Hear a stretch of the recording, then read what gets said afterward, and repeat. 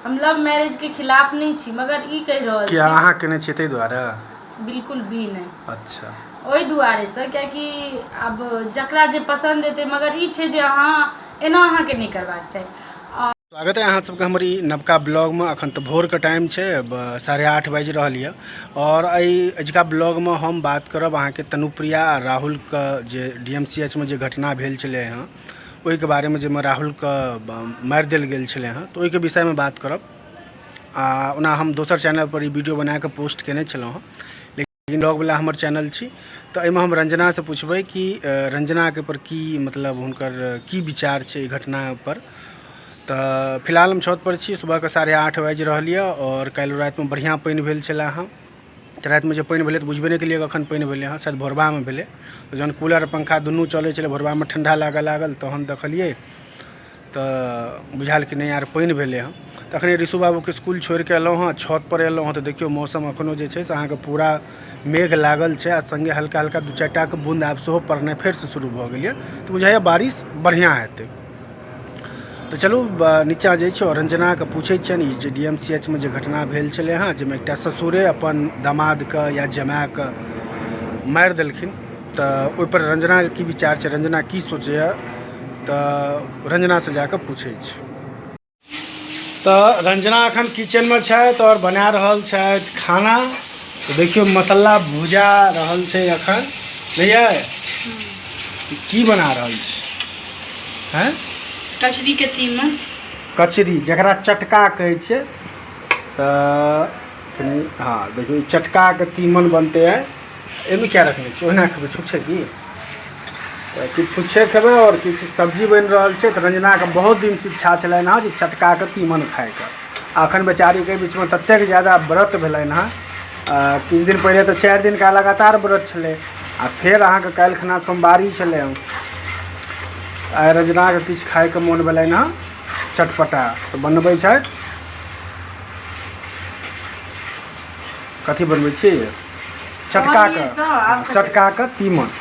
आ ई जे सवाल अहाँ सबके कहने छलहुँ, तऽ रंजना एखन कनि बिजी छथि, तऽ सवाल जे पुछबै रंजनाके तऽ ई वीडियोके ई जे बना लेतै ताहिके बाद अहाँके पुछबै जे रंजनाके की विचार छै जे DMCH में जे अंतर्जातीय विवाहके कारण मर्डर भऽ गेलै राहुलके, तऽ रंजना एहि विषयमे की सोचैए जे मारल गेलै लड़काके, ओ ठीक भेलै कि मतलब रंजना की सोचै छथि ओहिके बारेमे रंजनासँ जरूर पुछबै। तऽ चलू रंजनाके पहिले खाना बनबऽ दै छै, नहीं तऽ खाना उल्टा सीधा फालतूमे बनि जेतै, तऽ हमरे खाए पड़त, तो दिक्कत हेतै। इम्हर आटा सान कऽ राखल छै और आब रोटी बनतै तऽ नाश्ता हेतै, ओहिके बाद दुपहरमे भोजनके व्यवस्था हेतै।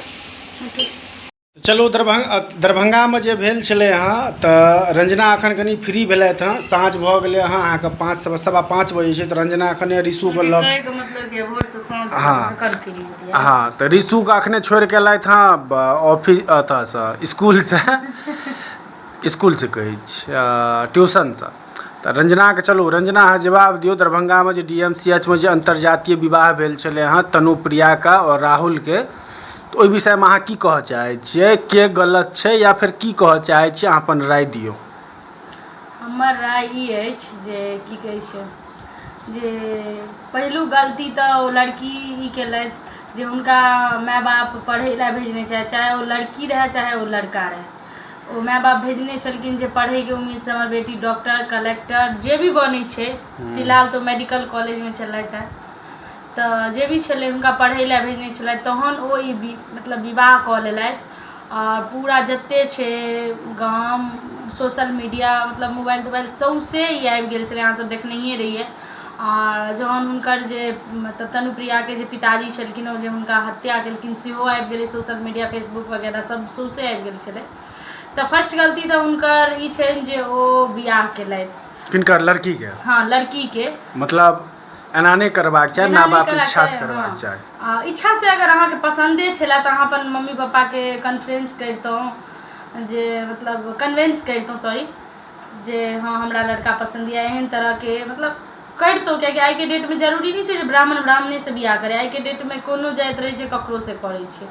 हम लव मैरिज के खिलाफ नहीं छी, मगर ई कह रहल छी क्या अहाँ केने छियै ताहि दुआरे?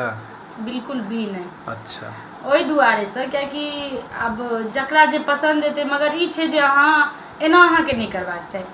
और हम लड़कियों के गलती दऽ रहल छै, लड़का के मतलब लड़की के जे पिताजी छलखिन जे हत्या केलखिन, राहुल मंडल जे छलैया, हुनको एना हत्या नहीं करबाक चाही। राहुल मंडल का हत्या कऽ देलकै लड़की के पिता प्रेम शंकर झा। हाँ, प्रेम शंकर झा। तऽ हुनको नहीं एना करबाक चाही, कियाकि अहाँके जहन सौंसे अहाँके बदनामी भइए गेल, अहाँके बेटी जहन बियाह कइए लेलक, तहन अहाँके आब ओहिसँ की फायदा भेटल ओकरा मारि के। तऽ कहीं ना कहीं हुनकर पितोजी गलत छथिन आ हुनकर बेटियो गलत छथिन। अहाँके सएह रहैए पर जे दुनू आदमी गलत छै। हाँ, एना नहीं करबाक छै। हम ककरो सही नहीं कहबै जे हाँ जे लड़की के पिताजी ठीक केलखिन ओकरा मारि के, बिल्कुल भी नहीं। जहन अहाँके बेटी बियाह कए लेलक तहन अहाँके मारि के की हासिल भेट गेल। अब जे भी छै, चलो तऽ अपन राय बताएब, अहूँ सब अपन अपन राय देबै, कमेंट करब एहि वीडियो पर। बाकी रंजना के इएह विचार छनि। और हमर विचार अगर अहाँ सब अगर जानऽ चाहै छी तऽ सत्य बचन बाय राजन हमर दोसर चैनल छै, तऽ ओहि चैनल पर अहाँके समाज से जुड़ल या फिर पॉलिटिक्स या हर तरह के वीडियो अबै छै ओहिपर। तो ओहि चैनल के अहाँ सब यूट्यूब पर सेहो सब सब्सक्राइब कऽ लियौ। हाँ, यूट्यूब पर सब्सक्राइब कऽ लिअ या फिर अहाँ फेसबुक पर फॉलो कऽ लिअ। चैनल के नाम छै सत्य बचन बाय राजन, नहीं तो आब एते एंड कऽ दै छी। तो चलू आब अहाँ सबसे मिलै छी हमरा सब अगला ब्लॉग में।